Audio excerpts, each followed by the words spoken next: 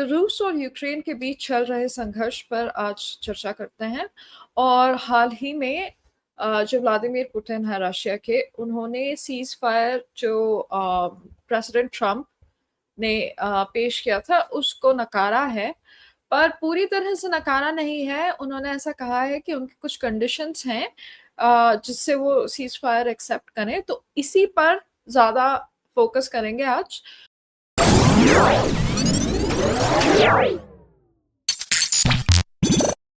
तो क्या है ये कंडीशंस और क्यों हैं?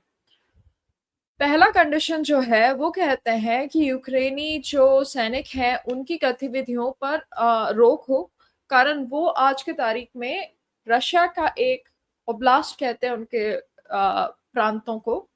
तो कर्स्क नामक एक प्रांत पर यूक्रेनियन सैनिक मौजूद हैं।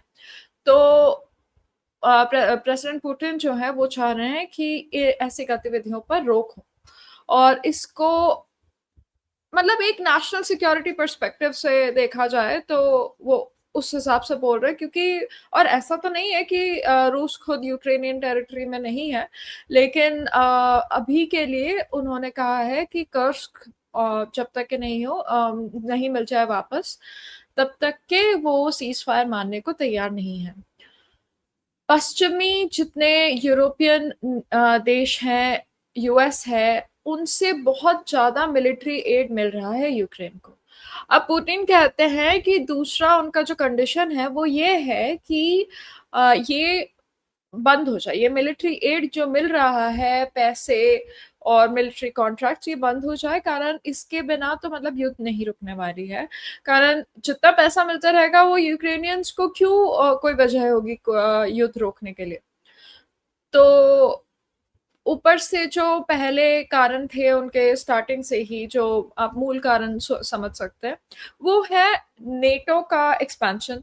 जो नेटो ने एक वर्बल कमिटमेंट दिया था कि हम और पूर्व में नहीं जाएंगे, लेकिन नेटो जा रहा है यूक्रेन में, और मतलब यूक्रेन को बुला रहा था, और ऐसी सोच थी। इवन यूक्रेन के लोग इसलिए काफी एक्साइट हो गए कि वो फाइनली नेटो में आ जाएगा। अब क्यों इतनी बड़ी बात है? तो नेटो जो कि नॉर्थ अटलांटिक ट्रीटी ऑर्गेनाइजेशन है, वो है वो ऐसा है कि जो ट्रीटी मेंबर्स हैं उनके साथ ऐसा ट्रीटी है, वो मिलिट्री अलायंस है कि अगर आप पर हमला हुआ, आपके साथ रशिया, या मेनली रशिया के अगेंस्ट था ये, तो अगर आप पर रशिया ने हमला किया तो बाकी जितने यूरोपियन देश है और यूएस है वो आ जाएगी आपकी सहायता करने, मिलिट्री सहायता करने। अब यूक्रेन नेटो का भाग नहीं है, पर वो चाह रहा था कि नेटो का भाग बन जाए, और स्वीडन और यूक्रेन को कहा गया था कि वो नेटो के एप्लीकेशन दे दे। अब ये ऐसे ही एक्सेप्ट नहीं हो सकता। अब दूसरी बात देखिए कि यूक्रेन रशिया के बॉर्डर पर है। अब रूस के बॉर्डर, इतना बड़ा देश है, इतनी उनकी क्षमता है आर्थिक, और उनकी इतनी एनर्जी रिसोर्सेस है कि कोई भी ऐसे रशिया हल्के में नहीं ले सकता है जब उसके बाजू में हो, जब उनका नेबर हो। तो अपने पड़ोसी का थोड़ा मतलब समझ रखना चाहिए, कारण हम अगर जियोपॉलिटिक्स में देखें तो जियो एक काफी इंपॉर्टेंट फैक्टर होता है, और इसका मतलब केवल भूगोल नहीं है कि हम किसके पास है, आपके पड़ोसी कौन है। ये भी मतलब है कि कितना बड़ा देश है, उसकी कैसी क्षमता है, उसके पास कितने रिसोर्सेस है, ये सब भी आता है जियो में। तो उसके बाद पॉलिटिक्स खेल सकते हैं। अब यूक्रेनियन जो राष्ट्रपति हैं, उनको बाकी पूरी यूरोप का इतना साथ मिला था, उनको इतने पैसे मिले थे कि उनको लगा कि वो ये संघर्ष लड़ते रह सकते हैं। अब यही जब यूएस में ट्रम्प आने के बाद इस पर थोड़ी रोक की बात हो रही है, तब जाकर सीज फायर की बातें अब शुरू हुई है। तो यही पुतिन का एक थर्ड कंडीशन आप मान सकते हैं कि जो मूल कारण है कि नेटो पीछे जाए, यूक्रेन को ना आए, यूक्रेन में ना आए। कारण अगर यूक्रेन में आ गया, ये काफी कॉमन एग्जांपल है। तो ये उदाहरण दिया जाता है कि जब रशिया ने क्यूबा में वेपन्स रखे थे अपने मिसाइल्स, तब क्यूबन मिसाइल क्राइसिस खड़ा हो गया था कैनेडी के अंडर। तो ऐसा मतलब कोई भी, अगर आप समझिए ना कि यूएस आके कल को पाकिस्तान को आर्म कर ले, तो इंडिया को कुछ तो करना पड़ेगा। तो उसी हिसाब से अपने नेशनल सिक्योरिटी हिसाब से ऐसा रूस ने समझा हुआ था कि जो यूक्रेन का रीजन है बफर टेरिटरी मान के चल रही थी, कि वो वेस्ट बाकी यूरोपियन देश जिनको रशिया से प्रॉब्लम है उनके बीच में यूक्रेन आता है एक बफर टेरिटरी जैसे, तो उनको चाहिए कि उनका इन्फ्लुएंस बना रहे। ऐसा नहीं है कि उनकी सॉवरेनिटी ले लेता।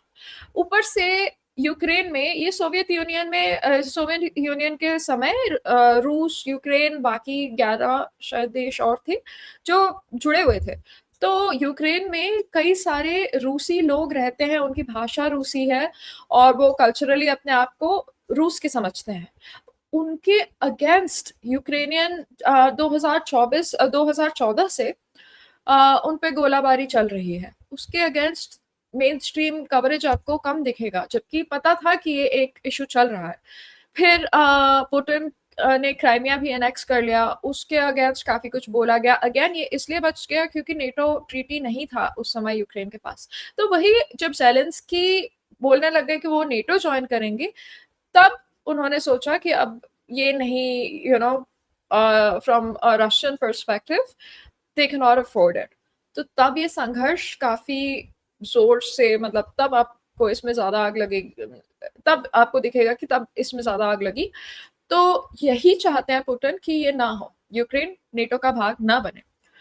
अब चौथी बात यही है कि कर्स्क का जो टेरिटरी था उधर वो चाहते हैं, जो मैंने आपको पहला पॉइंट बताया था, तो उसी में वो चाह रहे हैं कि कर्स्क का जो प्रांत है उसमें जितने यूक्रेनियन सैनिक हैं वो सरेंडर कर दे, वो अपने पोजीशन से हट जाए और रशिया को फिर से ऑक्यूपाई करने दे। ये कुछ कंडीशंस है जो वो चाहते कि मान जाए, बट अभी जो कंडीशंस थे वो उसको इसलिए नहीं मान पाए हैं क्योंकि उनको ऐसा कुछ क्वेश्चंस है, कुछ संदेह है।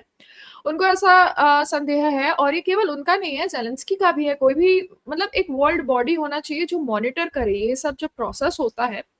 ये एक वेग चीज है कि हाँ भाई हम बॉर्डर सिक्योर कर देंगे। मॉनिटर कौन कर रहा है कि फेंसिंग किधर हो रही है, सैनिक किधर खड़े हैं, वो लाइंस किधर बने हैं। तो ये मॉनिटर करने के लिए उनके पास कोई भरोसेमंद एक पार्टी दिख नहीं रही है। और बात सही है, आप अगर सोचें कि यूएनआरडब्ल्यूए जो बॉडी था, यूएन का बॉडी था, जो अब ट्रंप ने एकदम पैसा देना बंद कर दिया और इमीडिएटली गायब। अब देखिए उधर लिटरल हमास टेररिस्ट्स को रेफ्यूज दिया था। ये यूएन बॉडी है, ये न्यूट्रल होनी चाहिए। उन्होंने बहुत सारे हमास के टेररिस्ट को अपने ऑर्गेनाइजेशन में शरण दिया, पर ऊपर से उन्होंने उनको फंडिंग दी। जो बाकी टेररिस्ट थे उनको फंडिंग दी एड के नाम पे, जो उनके थ्रू एड राउट होता था। टेररिस्ट को उन्होंने फंडिंग दी, प्रॉपर आतंक का साथ दिए थे। तो अगर हम देखें कि वर्ल्ड बॉडी में कौन है जो सीज फायर वगैरह मॉनिटर करेगा, तो उसका उन्होंने एक क्वेश्चन रेज किया पुतिन ने कि ये करेगा कौन। तो ये एक बात है। तो ज़ेलेंस्की, देखिए वो अभी आपने अगर नहीं देखा है तो मैंने कुछ समय पहले ही उनका व्हाइट हाउस विजिट पर एक वीडियो बनाया था। आप देख सकते हैं, इधर कार्ड पर आएगा। तो आप देखिए उन्होंने कैसे पलटी मारी है। व्हाइट हाउस में जब गए एकदम गुस्सा होकर निकल गए ना, व्हाइट हाउस से, ट्रंप से, जेडी वैन से, प्रेसिडेंट, वाइस प्रेसिडेंट सबसे झगड़ा करके निकल गए। और सारे यूरोपियन नेताओं ने उनका खूब साथ दिया, उनका समर्थ किया। अब उसके कुछ ही दिन बाद जब उनको लगा कि घी तो गल नहीं रही है, वो फिर बोलने लगे कि नहीं, मैं राष्ट्रपति ट्रंप से बात करने में मतलब इंटरेस्टेड हूँ, मीटिंग ठीक नहीं गई लेकिन हमें शांति की ओर चलना चाहिए अब। तो जबकि वो बिल्कुल मानने को राजी नहीं थे उस समय।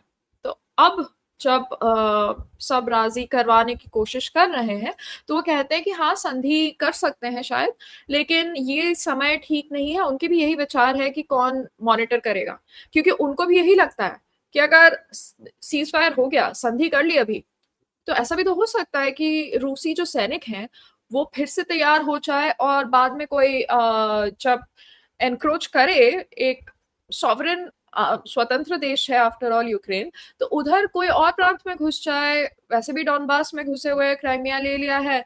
तो उस हिसाब से उनको भी लगता है कि अगर रूसी सैनिक तैयार हो जाए, उनकी मिलिट्री में ज्यादा कैपेसिटी हो जाए, बिल्डिंग हो जाए, मिसाइल्स बन जाए, थोड़ा स्टॉक पाइल बढ़ जाए, या वो मतलब जनरली जिधर से भी हो, मतलब रशिया अपना मिलिट्री इक्विपमेंट खुद ही बनाता है, तो वो रियार्म अगर हो जाए तो फिर यूक्रेन को प्रॉब्लम है और यही सेम चीज़ पुतिन बोलते हैं कि ये संधि के नाम पर शांत तो हो जाएँगे ज़ेलेंस्की अभी के लिए, पर फिर बाकी यूरोपियन देशों से पैसा लेकर यूएस ने अगर बैक चैनल से पैसा दिया और या कोई डील कर ली राष्ट्रपति ट्रंप ने, तब कहाँ रह जाएँगे रूस के लोग? तो उनका ये कहना है सेम ज़ेलेंस्की कहते हैं। वो भी ये कहते हैं कि मॉनिटर कौन करेगा? मान लेंगे, संधि कर लेंगे, तो ये सब अभी फिगर आउट करने की बात है। पुतिन ने अभी उन्होंने मना नहीं किया, उन्होंने बस कहा है कि मेरी ये कंडीशंस है, मैं इस वज़ह से नहीं मान सकता हूँ, पर बहुत धन्यवाद राष्ट्रपति ट्रंप प्रधानमंत्री नरेंद्र मोदी को भी धन्यवाद जताया उन्होंने और उन्होंने ये भी कहा कि वो आगे चल के संधि की ओर चलना चाहते हैं और अब ट्रंप जो है वो क्या कहते हैं? वो देखिए वो एक उनकी आयु तो मतलब उम्र हो गई है। तो बात ये है कि वो चाह रहे हैं कि एक लेगेसी छोड़कर जाएँ, एक ग्लोबल लीडर के तौर पर। तो उन्होंने पिछले टर्म में अब्राहम अकॉर्ड्स किया था, जो कि वेस्ट एशियन रीजन में बहुत-बहुत बड़ी बात है। कौन सोच सकता था कि इज़राइल और अरब नेशंस के बीच में कोई संधि का मतलब कोई पॉसिबिलिटी नहीं दिख रही थी। तो वही चीज़ वो इधर भी करना चाहते हैं और ट्रंप अपने आप को बहुत अच्छे नेगोशिएटर मानते हैं। उन्होंने एक बारी ये भी कहा था कि मैं भारत और पाकिस्तान के बीच में संधि करवाना चाहता हूँ, तब हमने कहा कि धन्यवाद पर हम अपना देख लेंगे। तो फिर बोल दिए कि नहीं-नहीं ये तो बायलैटरल मामला है, आप लोग देखिए। लेकिन उनकी ये इच्छा है कि जिधर भी युद्ध है वो अपने आप को एक peace maker, negotiator, deal maker type से पेश करें। तो उनका अभी ये कहना है कि मतलब हो सकता है संधि वो करवा सकते हैं, पर आशा रखते हैं कि वो आगे जाकर करवा पाएँ, पर वो खुश हैं कि दोनों नेता बात करने को तैयार हुए हैं। हम क्या देख सकते हैं, देखिए 2025 में अभी कई महीने हैं। क्या ये युद्ध अब खत्म होने पर आया है? पैसे तो आए जा रहे हैं। रशिया एक पावर हाउस अपने में है। पुतिन का दृष्टिकोण वो एक राष्ट्र हित, राष्ट्र सुरक्षा के उसमें पेश करते हैं। ज़ेलेंस्की और उसके जो ओलिगार्क्स हैं, उसके अराउंड जो नेताएँ हैं, वो थोड़े सिम्पैथी गेन करने के प्ले में रहे हैं हमेशा से। अब देखा जाए तो सच में वैश्विक सिम्पैथी थोड़ी कम हो रही है। अभी उनके ये व्हाइट हाउस विज़िट के कुछ ही समय बाद अ, सारे यूरोपियन नेताओं ने उनका खूब साथ दिया। लेकिन उसके बाद मतलब किसी के पास देने के लिए कितना है? सबसे ज़्यादा उनको आर्थिक जो सहायता मिल रही थी, वो तो यूएस से मिल रही थी। अगर ट्रम्प अब डील करना चाहे, अगर उनके हाथ में है सीज़-फायर करवाना, उनकी इच्छा है कि ये संधि हो जाए, तो इधर ज़ेलेंस्की के पास ऑप्शंस कम हैं। पर कितना कोई कॉम्प्रोमाइज़ करेगा ये देखना पड़ेगा क्योंकि इच्छा तो है, इसके मतलब काफ़ी ज़्यादा इम्पैक्ट पड़ेगा अ, पूरे विश्व के आर्थिक व्यवस्था पर, एक कूटनीति पर। तो इसका क्या परिणाम होगा वो देखने के लिए अभी समय है, पर आप अपडेट्स के लिए चैनल देखते रहें।